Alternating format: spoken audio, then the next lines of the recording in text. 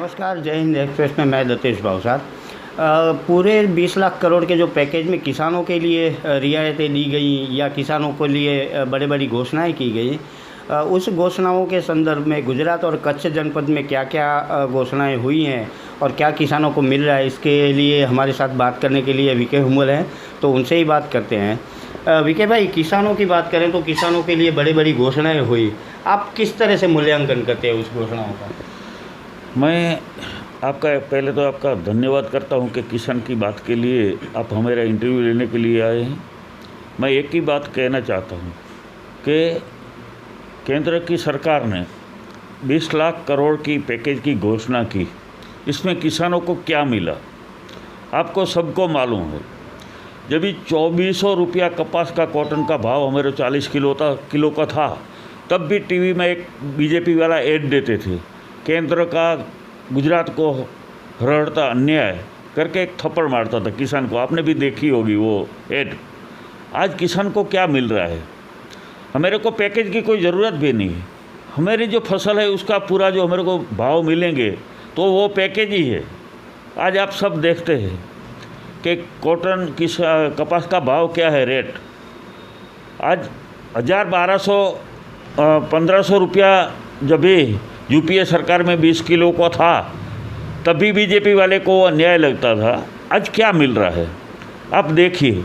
किसानों की समस्या, किसानों की जो पीड़ा है, पूरे कच्छ गुजरात हो के पूरा भारत में आप सब देखिए। परसों की बात है, हमारे गुजरात प्रदेश के किसान पांक के प्रमुख जब कलेक्टर को मिलने के लिए जाते हैं और उसका मूल उद्देश्य वो था कि किसानों को भाव नहीं मिल रहा है, और आपने देखा होगा सभी ने टीवी मीडिया के मार्फत से बात सुनने की तो बात बाजू में रहेगी, पर उसको अरेस्ट करके जो राक्षसी कृत्य पुलिस ने किया है, उसको इतना मारा है, ये लोकशाही में कैसे चल सकता है?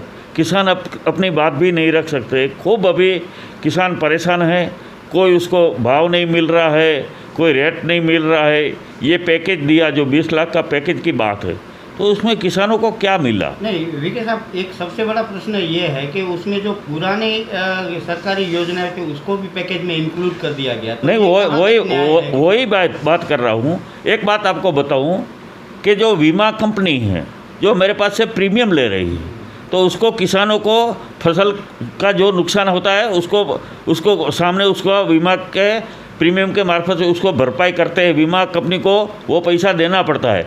जो बीमा कंपनी ने पैसा दिया है वो भी पैकेज में उसने गिनती कर लिया है। इसमें उसका क्या है? बीमा कंपनियां तो एक प्राइवेट कंपनियां हैं और जो प्रीमियम लेते हैं तो उसको देना ही है, तो वो भी पैकेज में उसने गिनती कर लिया।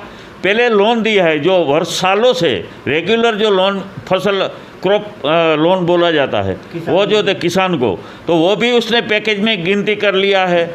और अभी भी जो बताया है तो वो जो है लॉलीपॉप है, किसानों को कोई फ़ायदा नहीं। मैं आपको बताऊं, आपको किसानों को एक डिमांड था कि भाई ये कोरोना के कारण से हम एक तो फसल बेच नहीं पाए हैं, अभी हमारे पास जो हमारी लोन है, क्रॉप लोन है, वो हम भर भी नहीं सकते हैं, तो सरकार उसको रिन्यू करे, ऑटो रिन्यू जो की बात थी वो नहीं किया। उसको ब्याज माफ़ी का जो गवर्नमेंट ने कुछ नहीं किया। आज भी मान लो लेट हो जाएंगे तो उसको ओवर ड्यू का भी उसका ब्याज उसको लग जाएंगे, इंटरेस्ट उसको लग जाएंगे। तो किसानों को क्या मिला? जो जगत का तात है, आप सबने देखा होगा कि कोरोना में सबसे ज़्यादा जो लोगों को राहत हुई है तो किसानों द्वारा ही हुई है। किसानों की फसल, उसका मान लो सागभाजी है, सब चीज़ है, कंटिन्यूस चालू रखा है। तो किसानों को जो अभी ये सरकार अन्याय कर रही है, अब मैं एक ही बात कहना चाहता हूँ कि ये सरकार है खाली मान लो बातें ज़्यादा करती है, कोई फ़ायदा किसानों को नहीं मिला है। आज किसान एक परेशान है, दिवसों दिवस वो देवा के माध्यम से देवा के बोझ में डूबते जाते हैं। किसानों अपघात कर रहे हैं।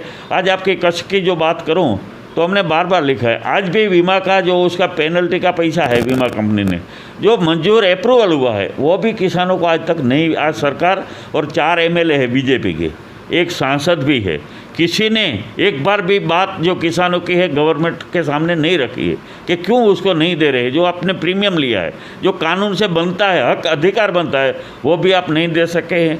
आपको मालूम है कि अगले साल बहुत सारी ज़्यादा बारिश होने के कारण वो किसानों कच्छ के किसानों को इतना बड़ा नुकसान हुआ है, उसको भी भरपाई के लिए कुछ भी गवर्नमेंट ने नहीं किया है। उसके बाद में एक बर्फ़ का भी कई बहुत सारे ओला को बहुत सारे विस्तार में जो उसका बारिश हुआ था, तभी भी हमने आवाज़ उठाई थी। आज तक उसी को कुछ नहीं मिला है। तो हम वही बोल रहे हैं कि किसानों का ये सरकार है, गवर्नमेंट है, ये किसान विरोधी सरकार है और उद्योगपतियों को कैसे फ़ायदा पहुँचे वही सोच वाली गवर्नमेंट सरकार है। किसानों को कोई सोच नहीं रहे। अभी किसान संघ, आपके माध्यम से मैं किसान संघ को भी कहना चाहता हूँ कि जब कांग्रेस की सरकार थी, बार बार आप आंदोलन करते थे। अभी आप ये सरकार में इतना अन्याय किसानों को कर रही है, तो आप क्यों नहीं बोल रहे?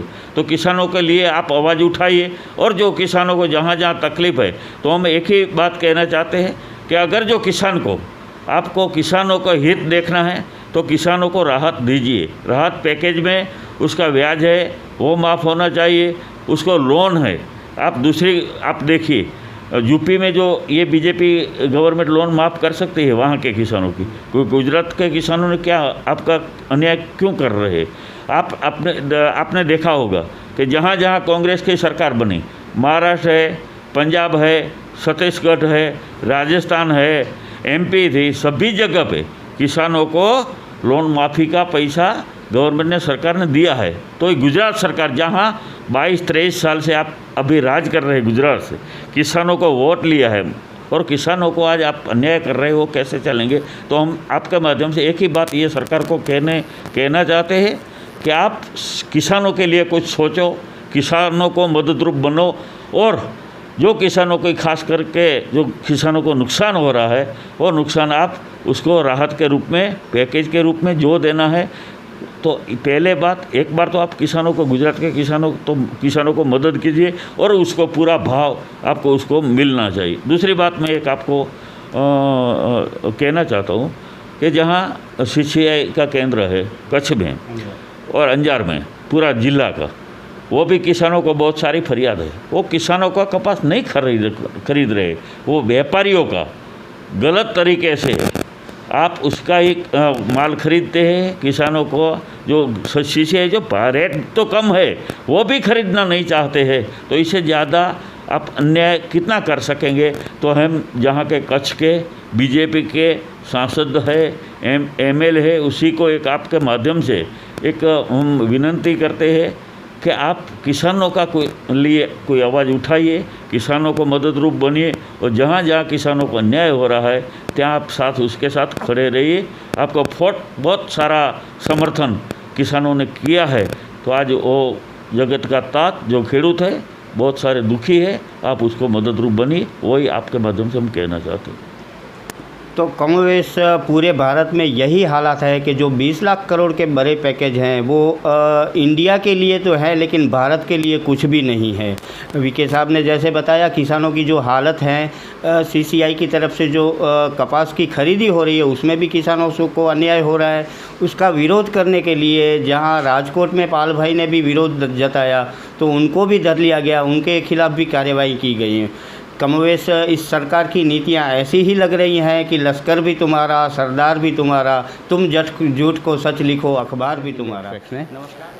कमोवेश जो बड़े बड़े पैकेजों की घोषणा की गई, उस घोषणाओं में किसानों के क्या हालात हैं, उस हालात की जानकारी लेने के लिए आज हम कच्छ कांग्रेस के जो किसान नेता हैं उनसे बात करेंगे और क्या किसानों के हालात हैं उसके सिलसिले में भी हरीश भाई आहिर से जानेंगे। हरीश भाई, आपका स्वागत है जय हिंद एक्सप्रेस में।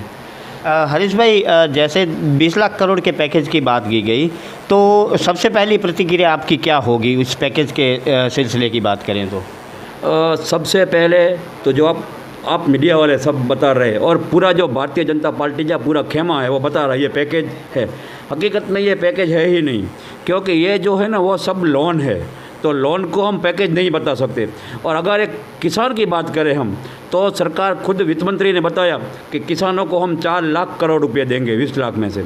तो मैं ये पहले आपके माध्यम से सरकार को सवाल पूछना चाहता हूँ कि ये 4 लाख करोड़ रुपया आप कैसे देंगे।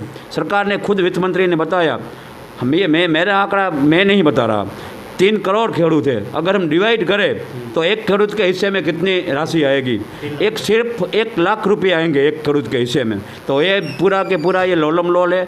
और ये 4 लाख करोड़ का पैकेज है, वो पैकेज मैं आपको बताऊं कि ये पैकेज उसने किस किस में गिनती की है। सबसे पहले जो क्रॉप इंश्योरेंस आया था, जितनी भी प्राइस आई थी, तो ये क्रॉप इंश्योरेंस 18,000 करोड़ रुपये थे, तो उसको भी ये पैकेज में बता दिया।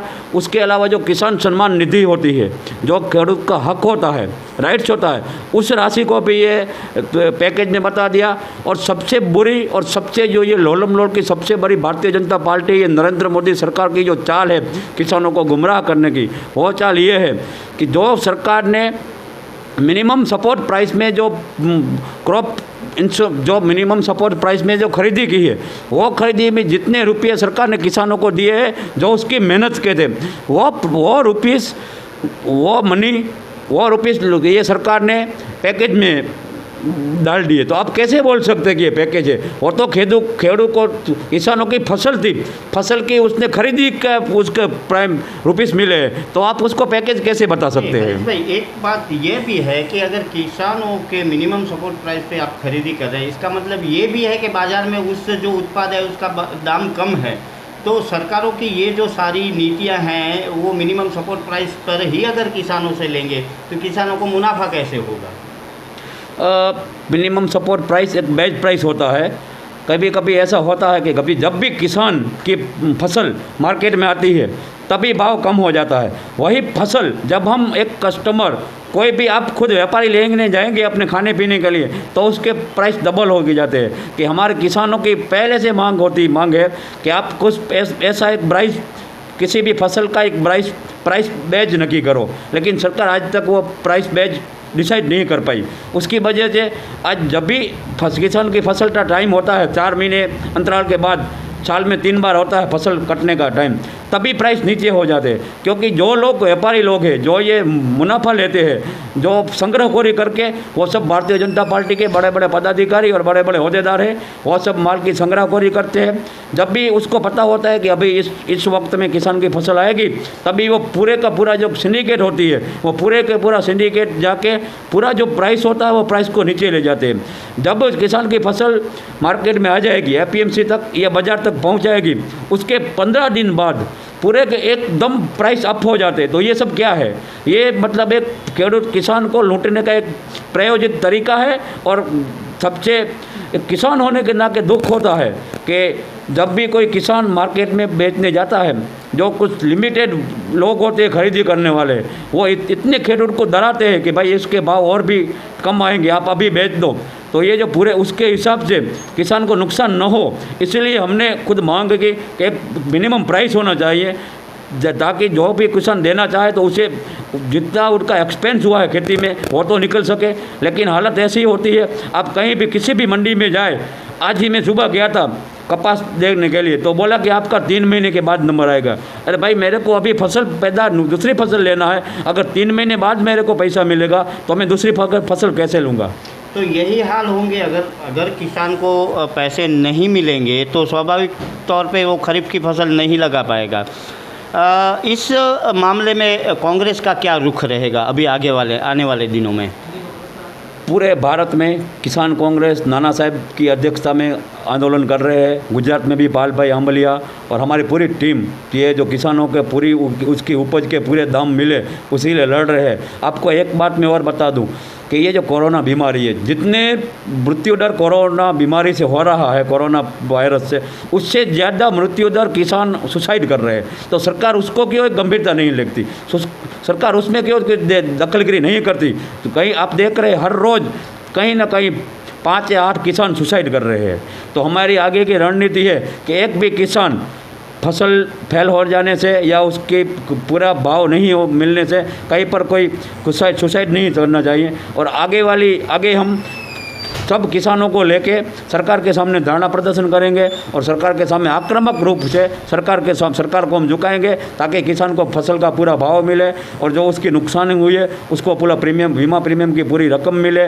और सबसे ज़्यादा ज़रूरी है कि जब भी किसान माल लेने आता है तब उसके भाव डबल हो जाते हैं और जब वो किसान बेचने जाता है तब उसके भाव आधे होते हैं। तो उस पर हम रणनीति बना रहे ताकि किसान को अपने फसल का पूरा दाम मिले। तो गुजरात के हालात यही हैं गुजरात के किसानों को, और सरकार सारे अखबारों में टीवी चैनलों में बड़े बड़े आंकड़े बताती है। एक अच्छे शायर का शेर याद आ रहा है इस गुजरात की सरकार के लिए, लश्कर भी तुम्हारा, सरदार भी तुम्हारा, तुम झूठ को सच लिखो, अखबार भी तुम्हारा। नमस्कार, मैं दतेश भावसार, जय हिंद एक्सप्रेस से। अगर आपको स्टोरी हमारी अच्छी लगे तो लाइक कीजिए, अच्छी ना लगे तो डिसलाइक कीजिए, परंतु सब्सक्राइब कीजिएगा। नमस्कार।